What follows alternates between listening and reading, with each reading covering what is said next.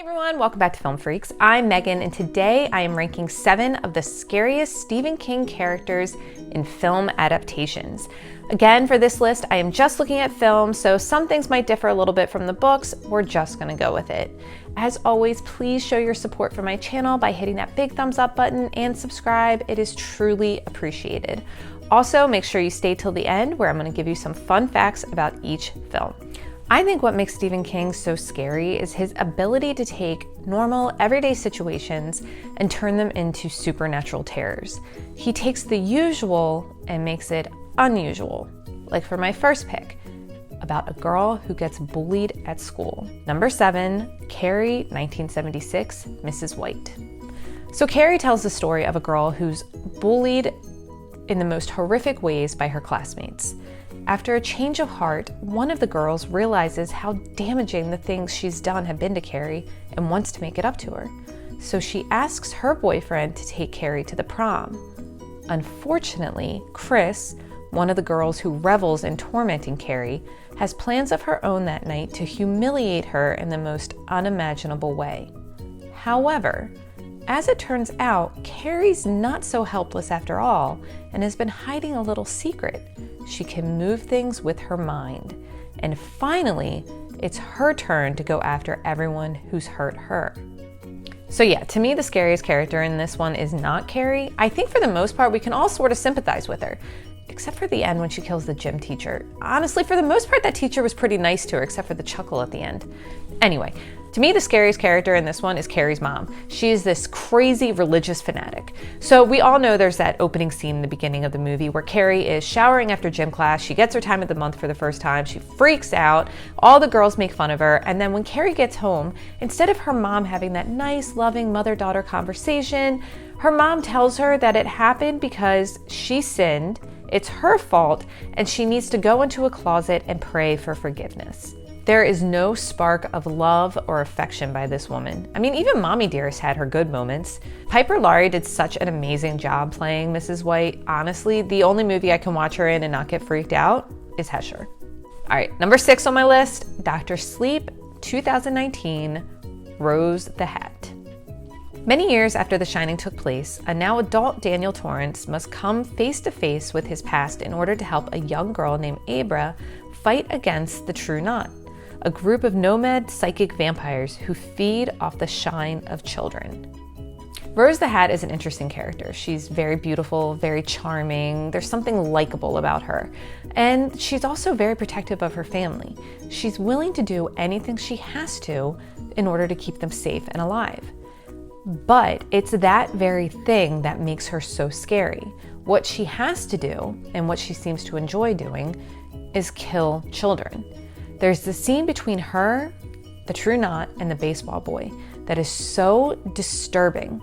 When it was over, I actually just sat there staring at the TV, trying to figure out, like, what the hell did I just watch? For me, it was the rabbit in the boiling water moment. If you've ever seen Fatal Attraction, you know that's the moment in the movie when you lose all sympathy for her.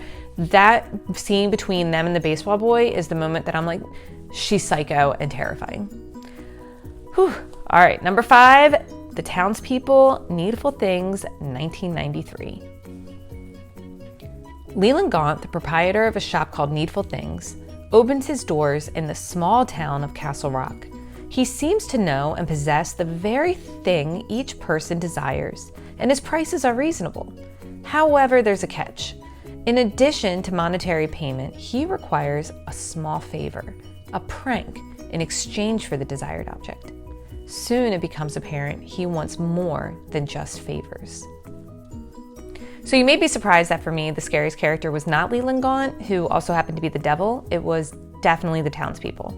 The idea that a man or demon or whatever could convince, not control, but convince people to hurt their family, their neighbors, their loved ones, their friends, just so that they can have something that they want, whether it's a token, acceptance, whatever it is absolutely terrifying. And what makes this so scary is that things like this have happened again and again throughout history.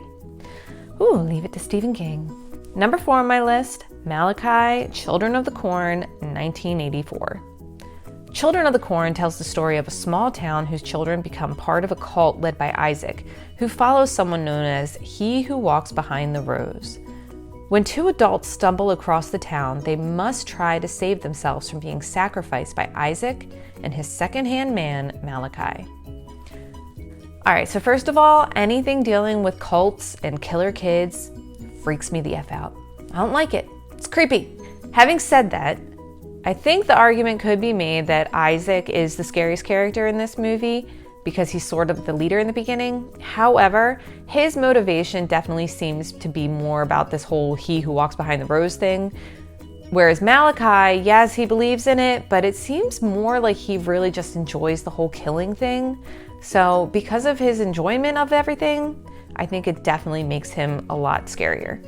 Also, there's just something creepy about the way he comes off. I don't know what it is. Maybe it's the overalls. I don't know.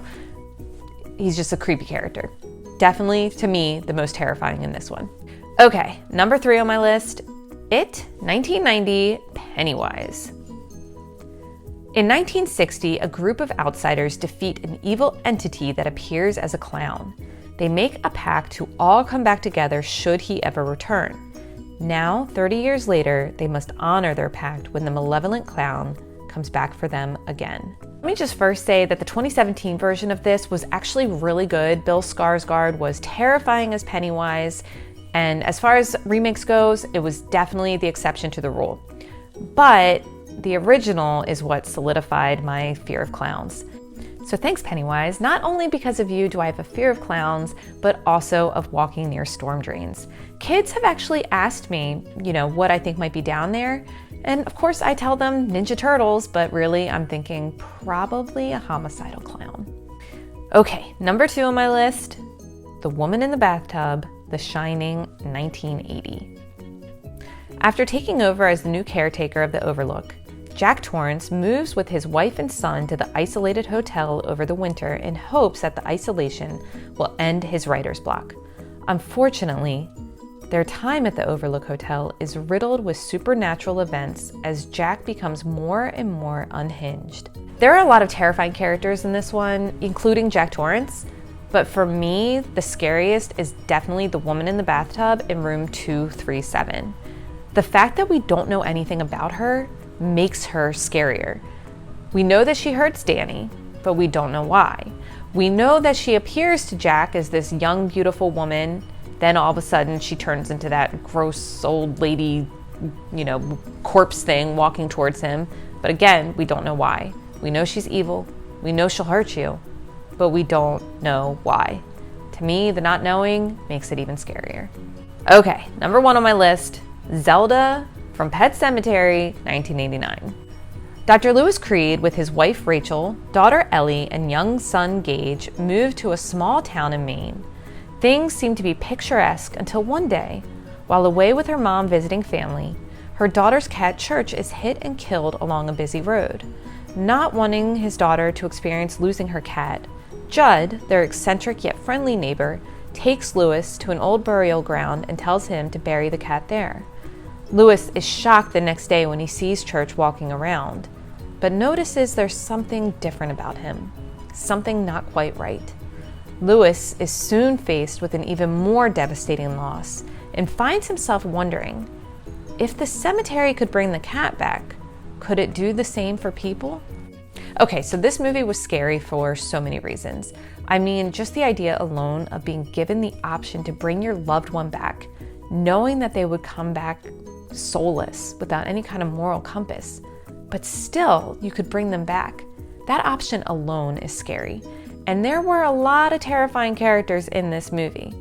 But for me, it was definitely Zelda. Ugh, that character scared me so bad. It was Rachel's sister. Even the way Zelda says Rachel, just freaky. I don't like it. It creeps me out. There's one scene in this movie where Zelda has to get all close to the camera for some reason. I don't know why. I don't think it's necessary, but apparently it was. Whenever this movie comes on, I can watch it. I can't watch the Zelda scenes. Freaks me out. Okay, so now for some fun facts about each one. Okay, so for Carrie, during an interview, Piper Laurie was asked how her and Sissy Spacek, who played Carrie, acted off camera. And she said as soon as the director yelled cut, they would actually start laughing because of how silly and over the top Piper Laurie's character was. Now for Dr. Sleep, I mentioned the scene between the true knot and the baseball boy. Whenever I see stuff like that, I swear I always have to like Google behind the scenes information, interviews with the cast, because it's sort of, I don't know, my way of like reassuring myself it's not real. So for this one, I found out that the boy who played the baseball boy, the actor's name is Jacob Tremblay. When he came in that day, he was such a pro. Nobody knew what to expect. They were all kind of cocky and arrogant, like, yeah, we got this. The little boy had everybody either silent or in tears. The director even forgot to yell cut. When he finally did, the little boy jumped up, high-fived his father who had helped him practice the scene, then went over to the craft service table and had candy. So for Needful Things, Max von Sydow, who played the devil in this, also played Father Merrin, the older priest in The Exorcist.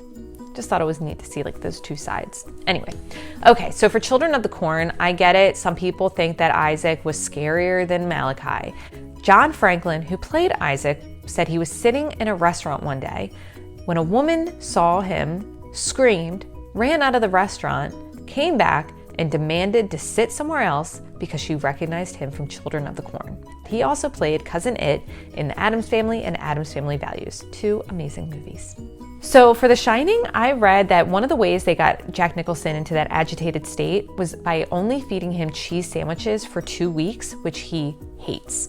Now I found this particularly funny because when my husband and I first started dating, I had him over for lunch and I made him a cheese sandwich. He looked at me like, what the hell is this? And told me that cheese sandwiches are snacks, not lunch. All right, for It, Tim Curry was clearly very committed to that role and scared so many of us. But he also scared the actor who played Georgie. Apparently, while they were filming that famous scene, the little boy stopped and said, "Tim?" And Tim said, "Yeah." And he said, "You're scaring me." To which Tim Curry said, "Well, yeah, that's the idea." Whew. And finally for Pet Sematary, so yes, Zelda is the scariest character for me and is supposed to be the sister of Rachel. However, they couldn't find a girl who was awkwardly shaped enough, so it's actually a guy that plays Zelda. A very creepy guy. Okay, so there you have it, 7 scariest Stephen King characters ranked. What do you think of my list? While you're at it, what do you think of cheese sandwiches? Are they a snack or are they lunch? You could help to end a 15-year debate over this. Be sure to check out my Film Freaks Facebook page. I will leave a link for it in the description. As always, please be sure to hit that thumbs up button and subscribe so you never miss a new video.